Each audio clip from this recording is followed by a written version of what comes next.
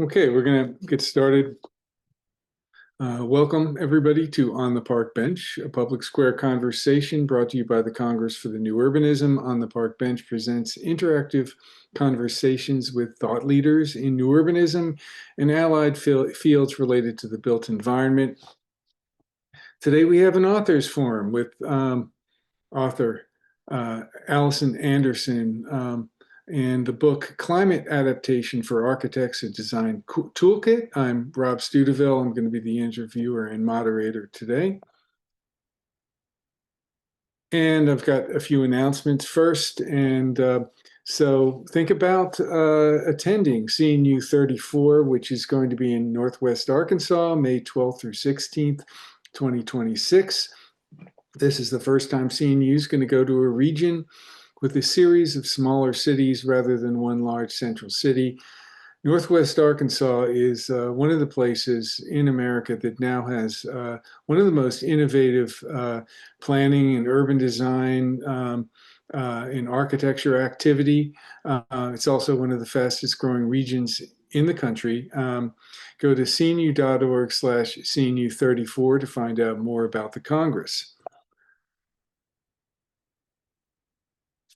And consider submitting to the 2026 Charter Awards.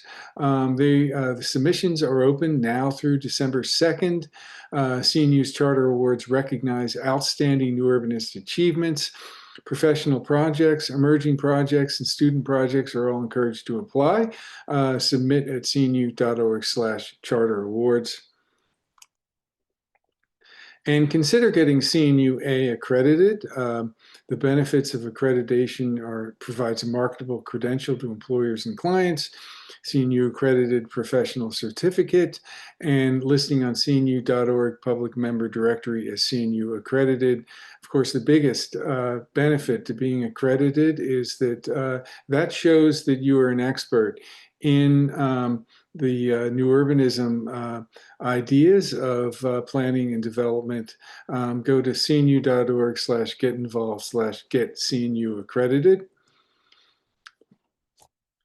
And today we're going to talk again about the book Climate Adaptation for Architects, a Design Toolkit by Allison Anderson. Allison Anderson, FAIA, is the founding principal of Unabridged Architecture based in Bay St. Louis, Mississippi. She was the first LEED accredited professional in Mississippi. After Hurricane Katrina devastated her community, her firm began exploring resilience and climate adaptation. About the book, it's an incredible resource. I was struck by the images, which are excellent throughout. Most of them were created specifically for the book by Unabridged Architecture, and the depth of detail in the book is really impressive. I'm going to turn this over to Allison for a presentation. Then we're going to have a discussion followed by a Q&A from the audience. So please use the Q&A function of Zoom to ask your questions as they occur to you, because we'll get to them more or less in the order that they are asked. Thank you very much. And I'm stopping my share.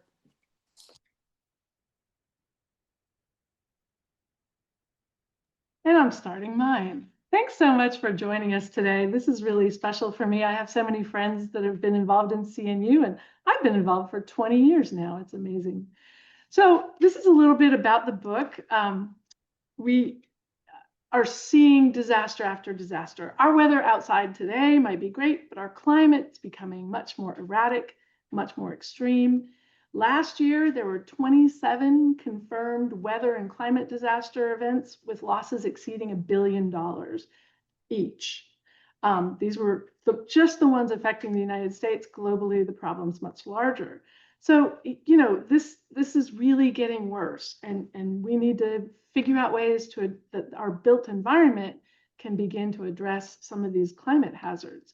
So these hazards can really be defined by four threats, let's call them: heat, water, wind, and scarcity. So I'm going to talk a little bit about these and then sort of explain how we incorporated some of these lessons in the book.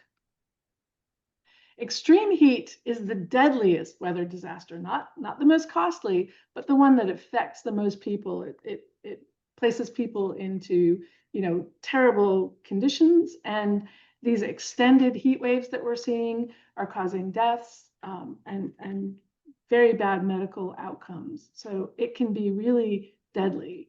Flooding, of course, is the most common and the most costly disaster in the United States, and losses are projected to triple by 2050, by just 25 years from now.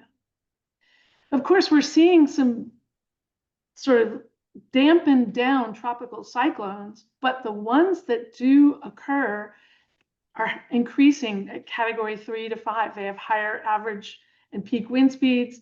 We're seeing fewer hurricanes, but more intense hurricanes with a lot more rainfall associated.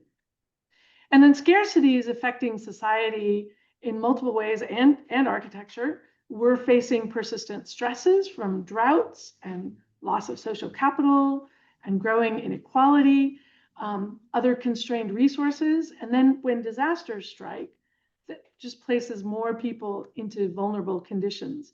So architects are trying to figure out creative solutions to fill these gaps. And figure out ways to use the built environment to regenerate the protective systems on which we rely. So just a little history, excuse me. So here we built this house in July of 2005 in Bay St. Louis. We built it on high ground. This sort of land was up at 20 feet above sea level, right? Above sea level. It had never flooded in 300 years of recorded history. So we built a really sustainable demonstration house. We used a thickened envelope to improve, the sort of thermal sort of resistance to heat outside. We used a grass roof because we wanted to prove to our clients that it would work in South Mississippi. We sort of stripped down the finishes and used, very simple finishes and an absorptive site. And then 5 weeks later, after we moved in, Katrina happened. So we had pretty much the quickest renovation of any project I've ever worked on. We were lucky that our building was still standing. It was the first one off the waterfront that was still standing. And so people were kind of interested, why did the architect's house survive the storm? So it survived the storm for multiple reasons.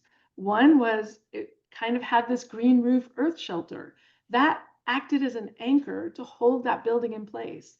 We had those continuous load path, that hurricane strapping that held the building together. The absorptive site actually, moved some of the stormwater, and this cool envelope, this thickened envelope, had a resilience benefit as well as a thermal and sustainability benefit.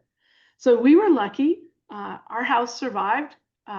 It had 7.5 feet of water in it, but we were able to dig it out and keep going and live upstairs while we refinished the first floor. But some of our other projects were not so lucky.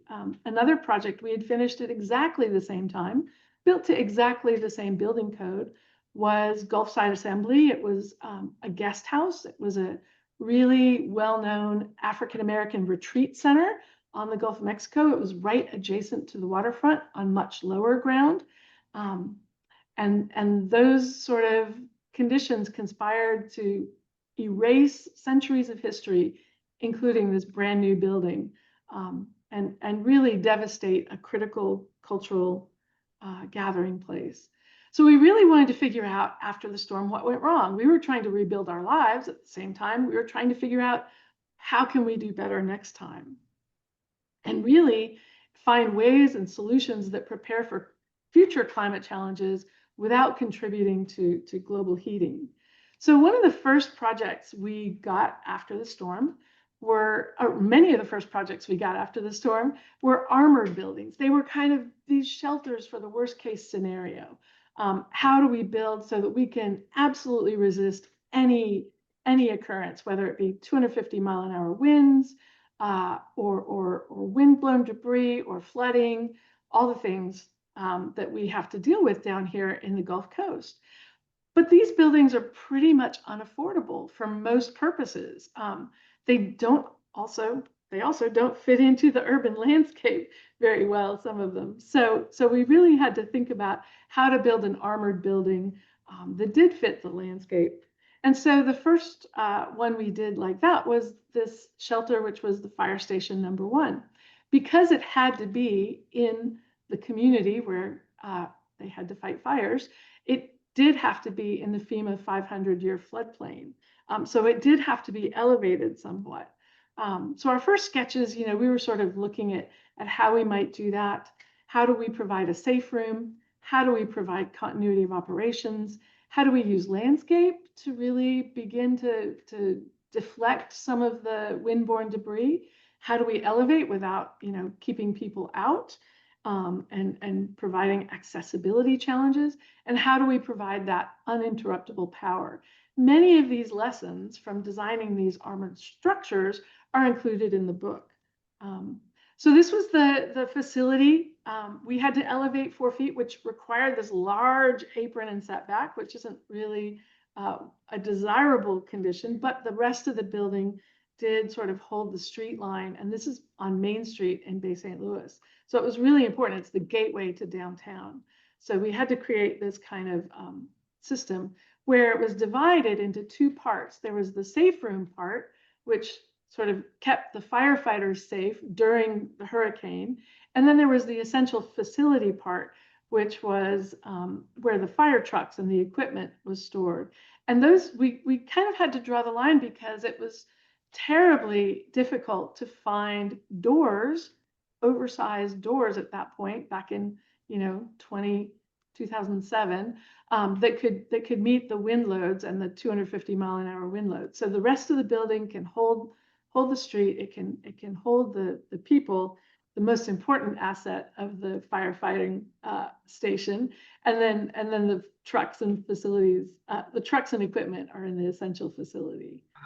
So continuity of operations, we included a sort of generator in an armored sort of generator house. There's a 3-day fuel supply. There's a 1,500-gallon potable water tank for the occupants. And there's a 10,000-gallon rainwater harvest tank that collects rainwater from the roof and uses that to fill the trucks because there are a lot of fires after hurricanes because of ruptured gas lines and other things. And so they needed that water to fight fires, but we didn't want to dedicate potable water to that use. So we had a separate tank for that. So this is an example of building in the toughest, to the most stringent requirements from FEMA for emergency management.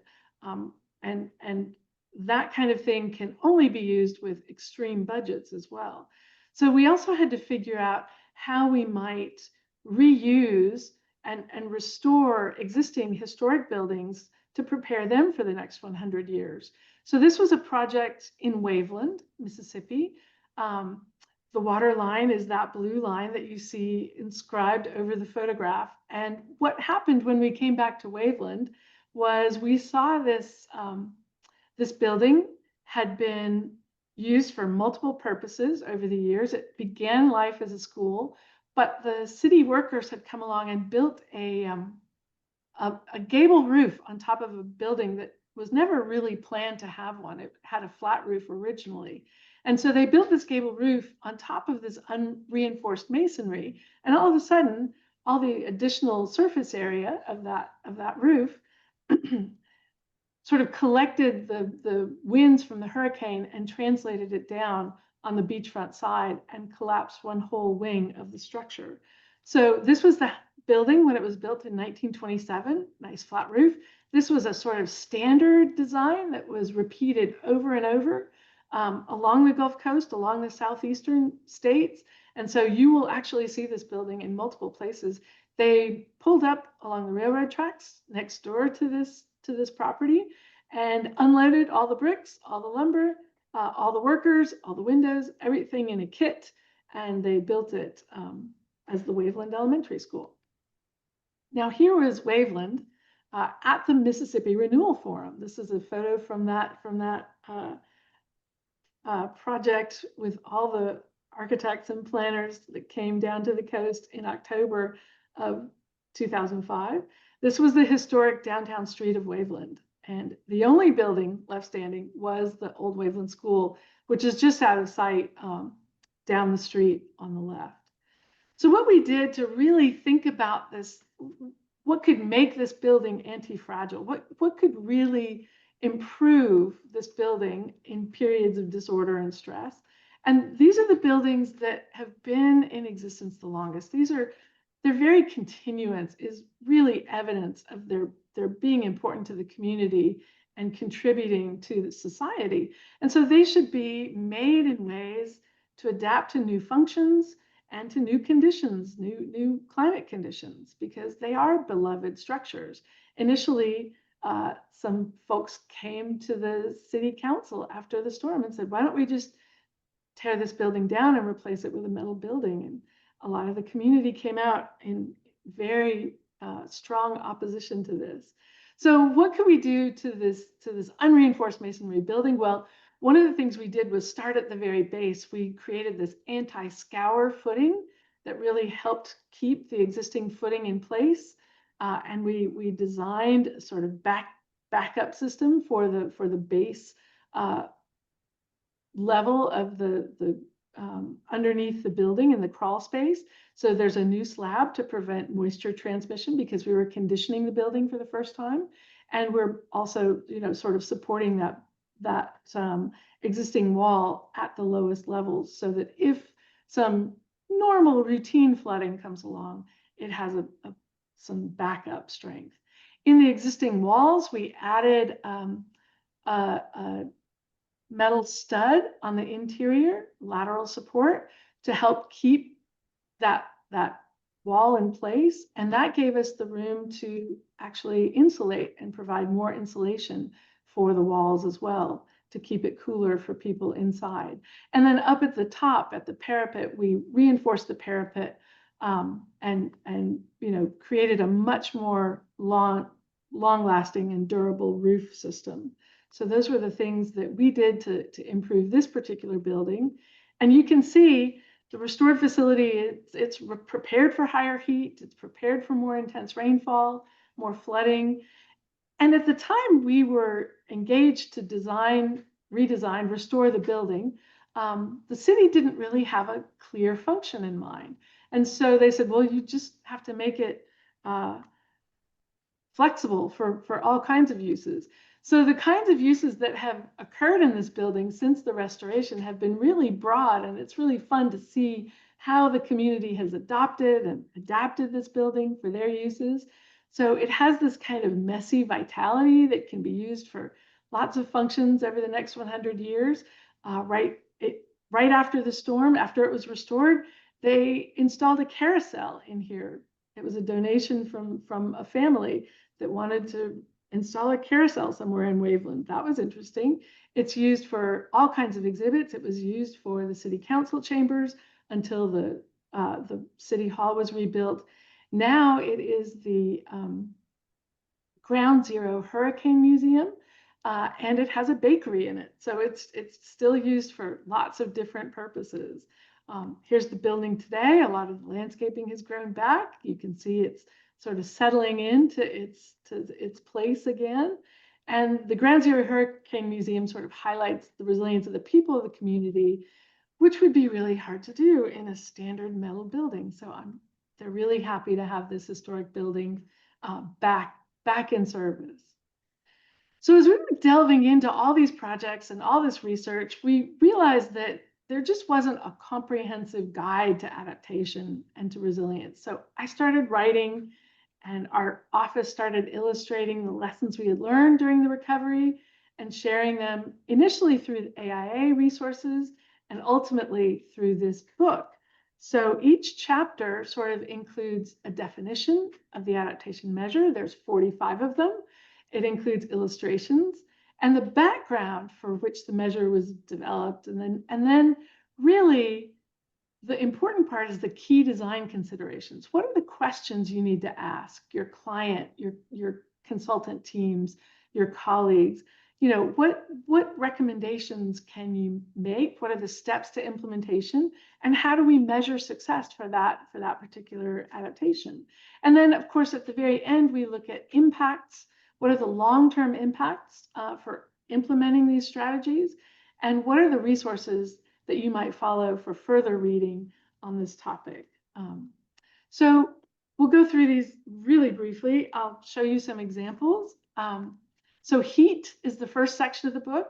It's the first threat we sort of deal with, and we sort of designed a whole bunch of different ways to deal with heat, from wildfire protection to air quality to at the building scale, the sort of solar control measures you might take, and cool envelopes. So we had a great project after the storm. The city of Bay St. Louis came to us. And this was following one of the recommendations from the Mississippi Renewal Forum, is to create these cool corridors throughout the community at the community scale. There are so many CNU principles at work here to improve walkability, but also improve adaptive capacity. So narrowing the streets, reduces the amount of heat island, and shading them with street plantings also improves the sort of urban heat island effect.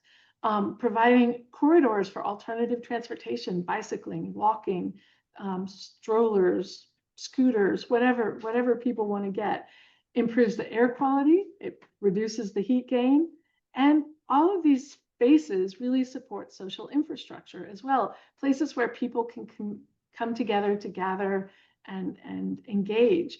And so, the whole idea of, not everyone has to move to the suburbs to deal with the heat island. You can really make the city a greener place.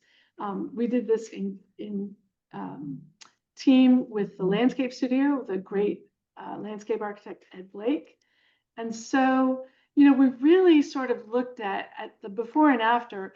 How can we take the street that's just broad and has no defined edges, and how can we really start to create a more defined edge with places for people to walk safely, with landscaping, with lighting? And these are the things that have a significant impact on heat gain. So narrower lanes for cars. From these 13-foot wide lanes, we switched down to 10-foot lanes, which gave us space for wider sidewalks for pedestrians, and protected bicycle lanes, and continuous landscaping for stormwater management.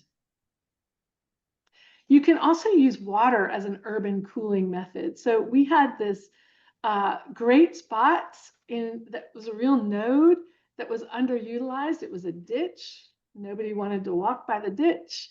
But it was at this really important, this critical intersection between downtown and the Depot District. So we figured out a way that we could transform this ditch into a kind of urban pond. And it really helped us reduce temperatures. You can reduce temperatures using water in the urban environment by up to 8 degrees Celsius. So you're just using the thermal properties of water, you're using shade, you're using open space, maybe misters. These kinds of constructed ponds and wetlands can also improve water quality by allowing sediments and contaminants to sort of settle out before you release the water further down and out into the natural waterway. So we looked at lots of these different things. We created the duck pond at the end of this 1/4-mile long festival grounds, and it's really used for a whole variety of things now. These wonderful places around the oak trees, beneath the oak trees, and palm trees were kind of a historic thing along this depot. So this is the historic Bay St. Louis Depot. We now have the Amtrak train. So if you're going from Mobile to New Orleans, you can stop in Bay St. Louis and see this. And it gets used for parades and music events and all kinds of things. Even on the main streets and the beach boulevard, we didn't have much right of way, but what we had we could use for landscaping and lighting and pedestrian walkways. And it really created a more vibrant and welcoming downtown, which was just recently really vibrant when we had hosted Cruising the Coast in October, the first weekend in October. Lots of people, lots of old cars. It's a great time. So water is the next big hazard. We really have to deal with topography and risk. And here in these low coastal plains, we don't have much topography. So we start thinking about ways that we can allow water to do its thing and figure out ways to live with it, figure out ways to keep it safely in our communities, and direct it to where we want it to go. So one of the projects I want to show you is a project we did in concert with Lake Flato architects from San Antonio, Texas. And this was a project for the Marine Education Center. So it was really intended to be a place where people were not sort of trapped inside learning about the environment, but were able to really engage with the landscape. And it was really a question of how new construction can prepare for sea level rise and more intensive flooding. How can we how can we prevent toxicity from building materials from affecting the environment? So we did this in a couple different ways. Oh, this was the original Marine Education Center. It was right next to the Isle of Capri. If you remember that from the Mississippi Renewal Forum, this was right next door. It was on the point in Biloxi. It was destroyed. It was a 34,000 square foot box with a whole bunch of tanks and live animals, all of which were lost in Katrina, which really devastated the staff of the Marine Education Center. And they said, we don't want to do that again. They also wanted to move to a different site, to a site that was more controlled. And so they moved across the bridge into Ocean Springs, adjacent to Davis Bayou. Prior to the storm, they were at 4 feet above sea level, not very resilient. After the storm, they were at about 19 feet above sea level. So this was a project that really started with understanding the environment, understanding the landscape. So from the very beginning, we worked with the wonderful Larry Lewis, who's an environmental engineer, and with the landscape architect from the beginning of the project to really understand wetlands, to understand water flows, those kinds of things. And so we were looking for strategies in the design of this building that kind of offered no regrets. They would yield benefits in the absence of a hazard event. So these were things like elevating to allow freeboard for flooding, allowing the stormwater to flow unimpeded beneath the building, and maintaining this narrow perimeter between the building and the landscape.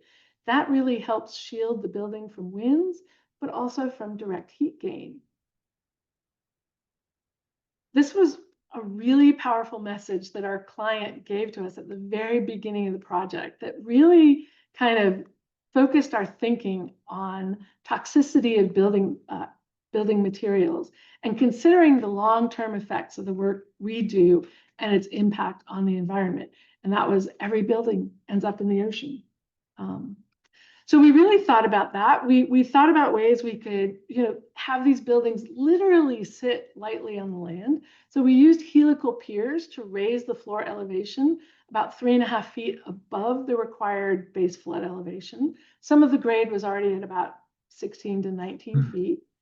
We have this big bayhead swamp so that the site kind of traverses these peninsulas at this site. So there's a bit of high ground, then there's Davis Bayou on the right, there's a bayhead swamp on the left, and then the project continues further to the left with classrooms and exterior spaces.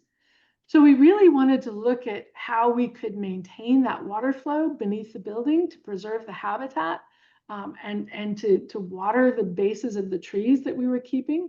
And one of the things we did was create a red list of materials that were toxic to aquatic species. Now, there's a lot of red lists for humans, asbestos, lead, the rest of it. What we weren't thinking about was things like zinc is incredibly toxic to aquatic species. Well, zinc is in all of our metal roofing. It was present in the galvanized roof. How could we then capture the runoff? Well, we did that in these infiltration trenches so that it didn't, immediately run off to the Bayhead Swamp and the Bayou Davis. And so we wanted to really, collect it in these trenches, let it filter through the sand and gravel trenches through the ground. And then before it hit the adjacent marshes and affected the juvenile species living there. So you can see the original 34,000 square foot footprint is really, sort of articulated. It's broken down into smaller pieces, and it includes these outdoor spaces for learning. So that's really, how kids are engaging with this environment now. And so there's outdoor spaces for learning as well as indoor and transitional spaces for learning as well, which are wonderful acoustic spaces. They get you out into the environment, and everything, of course, is operable. In any building with water, of course, there's a few trade-offs. So, you know, in a typical house condition, we did this project for a client along the beach, and we recognized that this was a client that was very educated about resilience and adaptation. He chose to retreat on the site to avoid the floodplains and to preserve this 400-year-old oak tree, which is wonderful. So normally we would want buildings to, you know, maintain the street frontage, but we understand that sometimes there are really good trade-offs and really good reasons for retreating to avoid velocity zones for flooding and reduce the elevation from the ground. So in this case, we used a sort of hybrid foundation method. So we brought up, you know, these kind of flood walls that you see below the blue dashed line, which kind of create a sort of interstitial step, and then a few steps on piers up above to kind of reconnect it to the ground a little bit, to restore that traditional, you know, sort of relationship with the ground. So those were things we did on the front house. On the back house, this is also part of the same compound. This is the mother-in-law's house. This is the garage, and the place for bunny rabbits and goats on the very far right. So we had this kind of stepped transition down to green space, and again, a kind of low flood wall to prevent flooding, and then a little bit of freeboard above that to create, you know, sort of longevity for these structures. By the way, this is Shosugi bond. This has a 50-year warranty. Down here, even in this hot, humid climate, it is Akoya wood that's treated, and so it does have that sort of black cast to it, which was, you know, one of the sort of modern touches he wanted on these buildings that were considered accessory buildings. The front building was in the historic district, so it had to maintain the sort of historic character. And again, here's the sort of site plan. The beach is to the left, and all the existing structures are above, slightly above the base flood elevation. When we deal with wind, we're dealing with, you know, we're first trying to figure out what the analysis is and how we deal with spatial texture. And of course, you'll see the famous Katrina cottage here as temporary housing, one of our great examples. But we're also thinking about landscape that can have a defensive sort of pattern to it. And we're also thinking about, at the building scale, how do we then prevent buildings from breaching with windborne debris and other things? And then how do we prepare for times of interruption as well?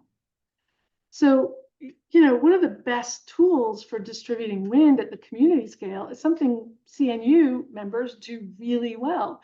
They're enhancing that spatial texture. You know, in places like Savannah are much more sort of adapted to wind than places like New York City on the left, where you have these, you know, very strong grids, and the wind just channelizes down these corridors. There's a big difference in wind speed between pedestrians in New York City and pedestrians in Savannah, you know, because of the enhanced friction and the interruption of those squares. So that was an interesting thing we learned in the sort of research for this building. So many of the old waterfront cities like Boston, shown here, the onshore winds, you know, they come barreling ashore, but then they get dissipated and distributed through these geometrically rich streets and buildings. So that's the kind of friction we're looking for in our landscapes. So at the master planning scale, we tested this idea of spatial texture in an industrial park development. I know that doesn't sound like something architects always get involved in, and it certainly doesn't sound like a place where spatial texture would be welcome. But in this case, it really was. We were designing it to preserve the trees and restore the habitats, to avoid the wet parts of the site, and to maintain permeability. So we designed this program, and again, we didn't have a specific tenant in mind, but this is an area adjacent to Stennis Space Center in Hancock County, Mississippi, where we have multiple tenants with needs for research and development. They're developing underwater and airborne autonomous vehicles to support the blue economy. There's LiDAR. There's all kinds of really interesting things going on in these buildings. And so we really wanted to create the most flexible sort of spaces. So you see kind of office spaces attached to, development and production spaces as well. We began again with a really deep site analysis to determine what the environmental carrying capacity of the site would be, to find the least cost, least impact areas to build. And so this map on the left is especially interesting. It is the base flood elevation minus the grade. So you can see that where it's red, it means stop, don't build here. Where it's white, it means, good as go. And we put all of this together we used a GIS program to weight the data, and we came up with this sort of priority areas for development. And unsurprisingly, the people who were there first, all these little pink purple buildings, chose the really high ground. So that they chose the best land. But we had to find something that the port and harbor could develop one area. So we picked the most green. Everything to the left of that red line is part of the Stennis buffer zone and literally cannot be built on. So we were sort of limited to everything to the right of that red line. So we were looking for the place that could provide, the closest thing to existing infrastructure and the highest ground. And so we developed this system, and we threw everything at it. These buildings will be net zero. They will be, adaptable and adaptive to future climate conditions. They have absorptive sites, all of these different things. They're elevated to a very safe level, and they're continuity of operations. So the all wood construction was sort of planned to minimize transportation and to use local resources, because Mississippi is one of the largest wood producing states in the country. Also, these are designed and built to fortified standards. That might be something you're familiar with, to minimize the chances of roof uplift and envelope breach and all the rest. So impact glazed windows, and really strong tie downs. We also wanted to fill the gaps in community services. So this was an area that really attracted a lot of people, but more and more people could not access the base because security is tighter now than it used to be. So foreign nationals needed a place to come meet with people from Stennis Space Center off-site so they could gain access. So we designed a conference center and a hotel lodge because there were none in the area. So this project's ongoing. We also, we're facing these persistent stresses, whether they are biodiversity losses, whether they are edible, sort of agricultural losses and those kinds of things. We're also really trying to address the loss of social capital and the loss of social infrastructure in our cities, and all kinds of constrained resources, from water and food to building materials, which we all saw during the COVID pandemic. So the last section of the book really deals with these things. And of course, there's big overlaps here between new urbanism and adaptation. Things like cluster development, where we can densify the settlement pattern. That can be used to avoid hazard zones, right? As well as protect those biodiverse habitats. Spaces for social infrastructure, these communities where people can, have a common space, really improves adaptation by encouraging development and maintenance of social capital, which is really essential to have when disaster strikes. You want to know who's got the, car that can go the farthest, who's got the chainsaw, who has the capacity to help. So we all depend on our neighbors after a storm. So this was a project we did. Community participation after disaster is really important. We know this. Mississippi Renewal Forum was an incredible effort after Hurricane Katrina. You all know about that one. Hurricane Ike struck Houston in 2008. It had severe damage to the first ring of suburbs, many of which are occupied by minority communities, low-income communities. These are all in 100-year floodplain.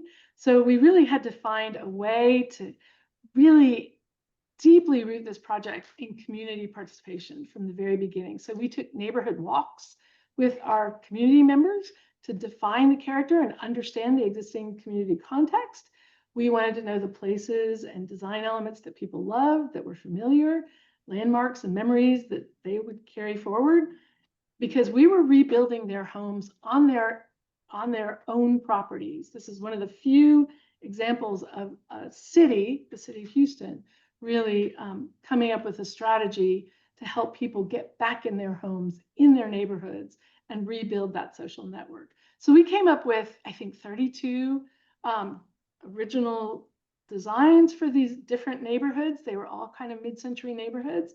And we invited the community in to choose which ones they thought were most important, that they felt fit the community best. And so we had a whole catalog that they could choose from.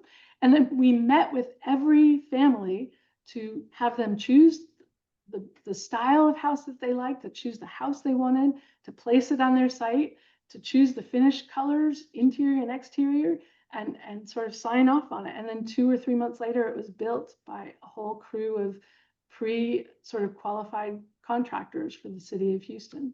And ultimately, it had a huge impact on these neighborhoods, and 300 family homes were rebuilt. And the thing that I take away from it is we got the HUD Secretary's Award for Community Engagement for this project, which was really meaningful and really helped people understand the value of that community engagement. So let's wrap this up. I know we want to get to questions. I just wanted to, I had this idea that we could talk about the ways that adaptation and new urbanism overlap.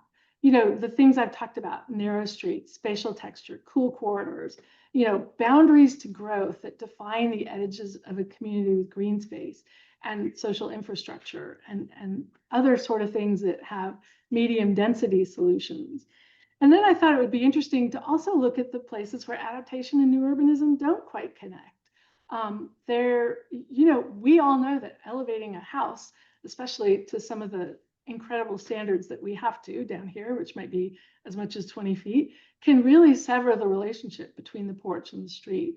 We know that retreat and realignment can interrupt that urban pattern and you know, leave gaps in our urban fabric. We know that elevated roadways can create really undesirable sight lines, and earth sheltered buildings don't fit the urban context. And you know, some of these other things, like these big engineering projects like seawalls and levees, can just dwarf the human scale of a neighborhood. But to us, the desired end result is always the same: to create these beloved places that can withstand climate challenges and maintain their value for generations. So that's it. I'm looking forward to talking with all of you and hearing your questions. And I'm going to stop sharing, Rob, so we can get to that. Well, thank you, Allison. First of all, I want to let everybody know, please put questions in the Q&A so Allison can get to those. And we can talk a little bit in the meantime. First of all, I thought, you know, great presentation, and man, you were really put to the test and not lucky with your house in you know, 5 weeks after it's built, to have that you go through something like Hurricane Katrina. But it really was a test of your design, and your design really came through incredibly well. So you know, I don't know. I just think that speaks right away. You probably weren't, you were thinking to a degree about making, you know, adapting to something like a hurricane, but I imagine it wasn't, was it the top thing on your mind when you were building that house? Like, I wouldn't think so, because like you said, it had not been flooded for 300 years of recorded history. And wow, 5 weeks later, you got that storm surge that was 11 feet high on your house, and it survived, and that says a lot. I was also struck by the two pictures of Bay St. Louis, like from the Mississippi Renewal Forum, when it was virtually nothing standing, and then you had a picture of a Main Street which was looked like an incredible, functional Main Street with buildings on both sides, and how that has come back is really remarkable. Um, just sort of getting to your ideas a little bit more, but. Um, you have so much information in that presentation. So could you just tell me kind of what are the big takeaways that if you can condense this down to a few main ideas? Um, Sure. Well, you know, we're sort of hampered in adaptation because we think we don't know what to do. But in effect, in reality, we do have the tools. We have a whole toolkit of ways that we can deal with heat and water and wind and scarcity. And so we just have to begin applying those. I think one of the things that architects are most needed for, architects and planners, is to create that vision for people that's not a vision of doomsday, that's not a, hey, you're not going to be able to fly, you're not going to be able to, see your friends, everybody's going to be in bunkers. And that's not the future that any of us want. We really want a future where we all are coming together, where we all are, able to move around our communities in ways that might not rely on fossil fuels anymore. And so, we have those tools. We really, here's the takeaway. We understand how to do it. We just need the political will and we need everybody to create that framework and begin applying these lessons on every project. So, we do a hazard and vulnerability assessment for every project that we undertake.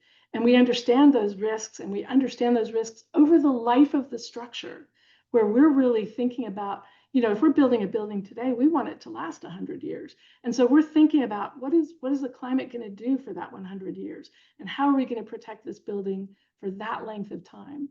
So that's the kind of framework that we're applying to our projects. And we want to encourage other architects and planners to do the same thing and to create these visions of a really welcoming and appealing future for all of us.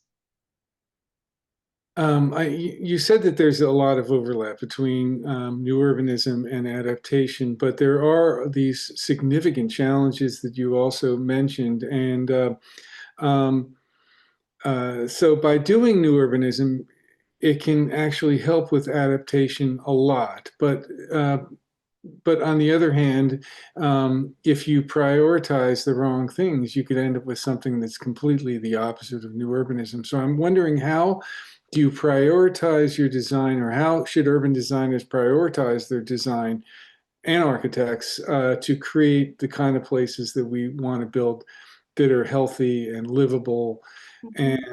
and just great communities? Well, one of the things we think about a lot is density and where we're placing people. Where are we placing people at risk? Where are the people currently at risk that we need to ultimately transition out of some of these spaces? Because we cannot protect every place. We don't have the economy to do that. And so we are going to be looking more and more at retreat and realignment of some of these cities. So where do we put the density in places that are safe, that are going to be safe for 100 years, that can create the density that's livable, because high density is a really bad word in my community. And when we talk about improving density, there's a lot of pushback in existing communities. Where can we find the places that people can live somewhat closer together without really losing their sense of community? And so that's been a challenge. That's been a challenge in the 20 years after the Mississippi Renewal Forum, because that was one of the recommendations of the Renewal Forum, is how do we increase density in some of these towns? And it's not always an easy solution by adding ADUs and things like that. So Zoning often sweet prevents us from doing that. what is the sweet spot? I mean, I noticed you had the picture of Savannah and a picture of Yeah. Boston, and said how, like, those the at least there's the historic parts of those cities. Uh, Mhm. you have that disruption in the wind, so you're not Mhm. creating these wind corridors. There's a certain density that's actually creating a positive outcome in terms of resilience, Absolutely. in a lot of different ways. And there's, of course, the famous studies where if you have a strong sense of community, you have drastically reduced mortality in severe circumstances. And Yeah. so, how can you kind of create that strong sense of community? How can you create the emergency access and the and egress and the escape routes and all that? It's these things are done through urbanism, and you're talking about shade with the narrow streets. Right. Yeah. Um, That so mutual shading where one building is actually shading the next building, as well as the streetscapes, the plants themselves. So, yep, that really helps. Eric Kleinenberg has written really beautifully on heat wave and palaces for the people. So those are two great resources if you haven't read them. we have a lot of great comments, but we're not getting questions. I would urge people to like turn those comments into questions because Allison is a really incredible resource. I can tell you that by reading the book, any question you ask, she will have an answer for. Gosh, I don't know about that. Well, I think almost If on not, I'll make it up on the spot. So, it's yes, on any subject. The book is really very comprehensive in terms of the built environment. It takes it beyond architecture into the realm of really design of communities as well. Um, I wanted to ask another question, and that is the Sun Belt, where you have the severe effects of heat and hurricanes and flooding and so forth, is built on air conditioning. absolutely. More And so now than ever before. And you're right, and like 60 or 70 years ago, that was not the case. Maybe 70 years ago, that was not the case. And you started to get the air conditioning for every building, and the buildings have to be permanently air conditioned, I'm told, Mhm. or they all of a sudden start to mold. Yeah. And so now you have a situation where you have to air condition everything, which is, of course, creating emissions, but it's also creating a hotter environment outside. It's not as pleasant to be outside because everybody's got the air conditioning going and the condenser going outside, and you've got the sound. What do you do about that situation where you kind of have a vicious circle with air You conditioning? absolutely do. Yeah. Well, I mean, form and orientation, every architect learns in, I think, second year about the importance of shading windows and, preventing heat gain specifically from buildings. That thermal environment is more and more important, where we're insulating the building envelope, both at the roof, the walls, and the floor to keep that, thermal environment out, whether it's heating or cooling. Um, the difference is going to be in the future, we're going to have clean energy sources. We're already moving in that direction, and we just need to keep moving faster and farther and quicker to get to clean energy sources so that that air conditioning is not having a detrimental effect on greenhouse gas emissions, is not pushing greenhouse gas emissions up, but we're keeping cool at the same level. Now, there's a lot of embodied carbon in these systems, so more air conditioning doesn't mean less emissions, even if it is clean energy. But we need to do what we can with the building envelope to reduce the demand. And then what we do on top of that is to create renewable energy sources to reduce the greenhouse gas emissions. Aren't those buildings also vulnerable? If you've got a disaster, you're gonna lose power, and then all of a sudden they're not going to be air conditioned, and then you've got mold. Uh, Yeah, how do well, you make them more resilient? right. There are lots of things you can do with building materials, and you can have natural ventilation to some degree, but in our hot, humid climate, that's very difficult now about 9 months out of the year, because that's how long our summers are lasting, from like, March through November. Um, so you're going to have to keep air movement through there, and you're going to have to choose materials that can basically take a swim and not create mold and not create poor indoor air quality for people. So those are materials like, rock wool insulation instead of cellulose, or you know um, using wood materials instead of sheetrock. Wood's not the best, but it can hold up a little bit longer to water. Using ceramic tile instead of other things that get moldy underneath. So the materials you choose, if they can take a swim, then they're good against mold as well. I want to get like obviously the headlines in the last year or so. There's been the fires in LA. I know that you cover fires in your book and and there was also the Hurricane Helene, which devastated the mountains, of North Carolina, which you wouldn't think that they would be threatened by a hurricane as much. But so, can you comment on like those two particular, specific threats and what we can do to make communities more sustainable and resilient? Sure. Well, both of those kind of share an interesting characteristic. Both of the worst effects were at the fringes of those communities. They were those loose, sort of low density wildland urban interface, areas and areas up in the mountains where there were just, one house here and two houses here and that kind of thing.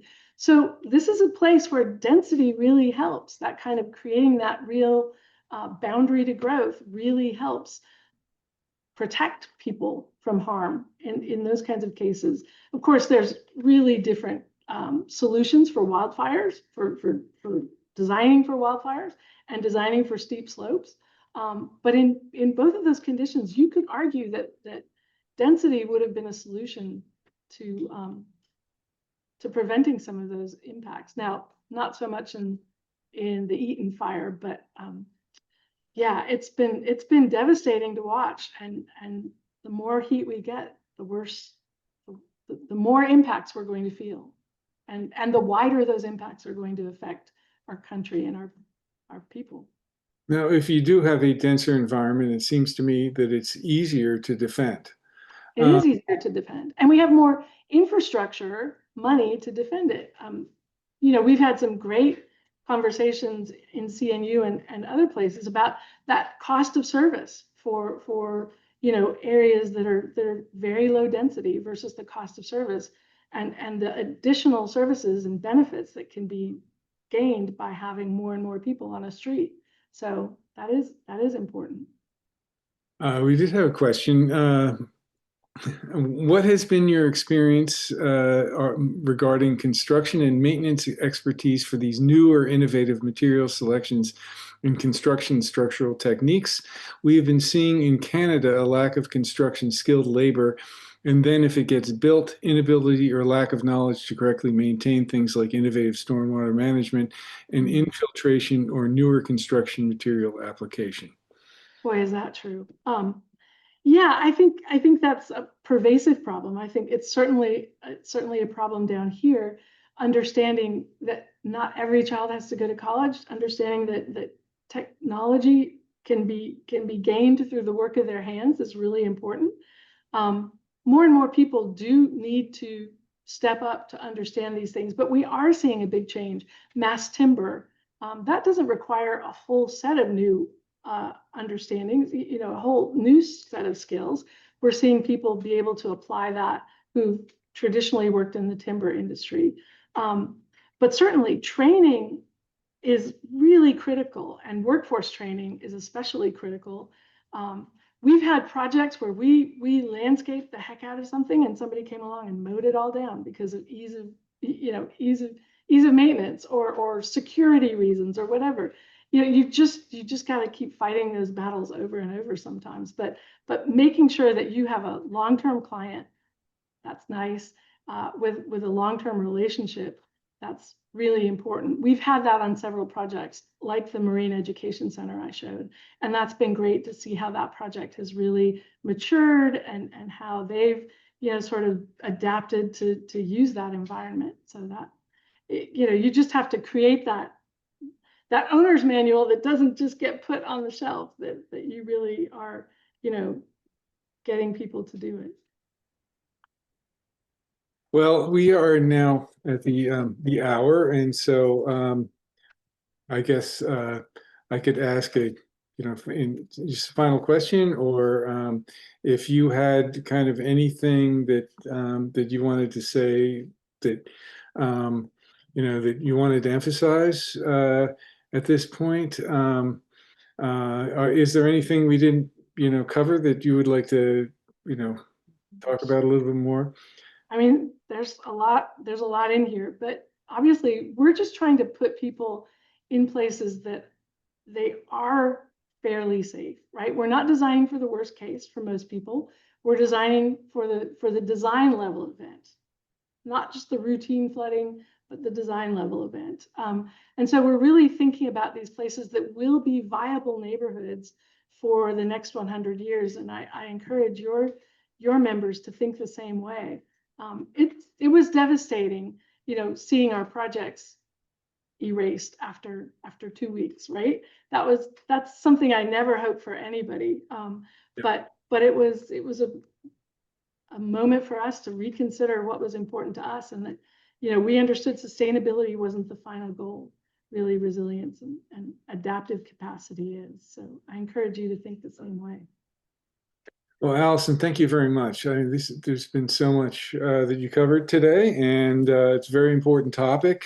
And so we will, once again, we'll be posting this on the CNU website probably early next week.